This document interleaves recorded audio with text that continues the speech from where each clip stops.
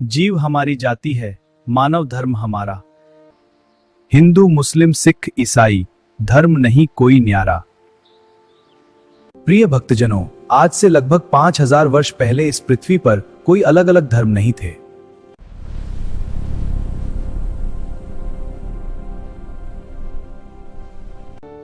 न कोई हिंदू था, न मुसलमान, न सिख और न ईसाई। केवल एक ही पहचान थी, मानव।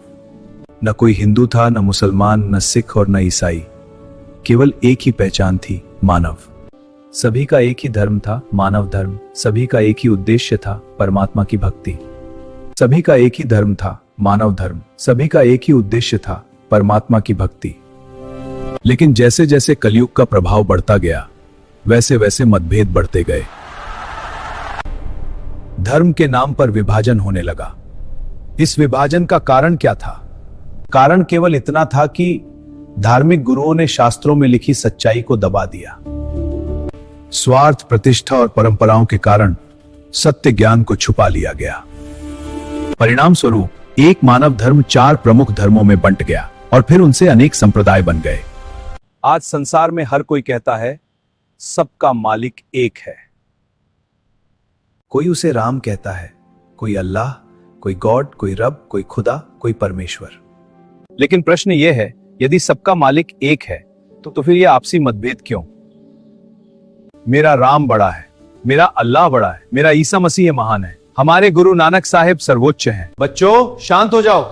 ये मेरा पापा है। नहीं, ये मेरा पापा है। सब गलत हो, बस करो। ये मेरे पापा है। नहीं, ये मेरे पिता है। ये मेरे डैडी है। नहीं, ये तो सिर्फ मेरे हैं।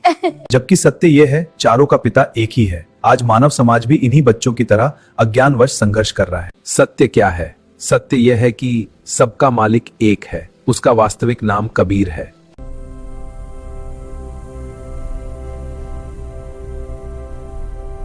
लेकिन जब तक हमें तत्वदर्शी संत नहीं मिलते, तब तक हम शास्त्रों का वास्तविक अर्थ नहीं समझ पाते।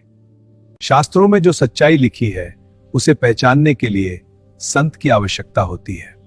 ज्ञान गंगा का उद्देश्य यही है, मानव को उसकी वास्तविक पहचान बताना, धर्मों के वह समझाना कि हम सब पहले मानव हैं। न कोई ऊंच नीच रहेगा, न कोई जाति भेद, न कोई धर्म का संघर्ष।